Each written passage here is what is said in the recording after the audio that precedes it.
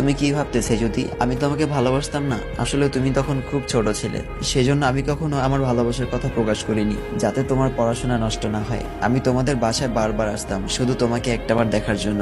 বিটি তো বাহানা ছিল মাত্র। তুমি আমাকে আড়াল থেকে লুকিয়ে লুকিয়ে দেখতে, আমি সেটা সবসময় লক্ষ্য করতাম। এমনকি আমি বিদেশ যাবার দিনও তোমাকে একটাবার দেখার জন্য তোমাদের বাড়িতে এসেছিলাম সকালে। এয়ারপোর্টে বন্ধুদের নিয়ে যাবার প্ল্যানিং করেছিলাম যাতে তুমিও যাও। আমি বিদেশ থেকে দিনের পর দিন তোমার খোঁজ রেখেছি। কত কষ্ট করে তোমাকে ফেসবুকে খুঁজে খুঁজে রিকোয়েস্ট দিয়েছিলাম জানো? আর ফেসবুকে যে মেয়েটার ছবি দিয়েছিলাম এটা আমার চাচাতো বোন। তোমাকে জ্বালানোর জন্য ছবিটা দিয়েছিলাম যাতে তুমি বলে ফেলো যে তুমি আমাকে ভালোবাসো। তোমাকে আমি তখনই বলতাম, কিন্তু তুমি তো ব্লক দিয়েছিলে আমাকে, আর তোমার কন্ট্যাক্ট নাম্বার ছিল না আমার কাছে।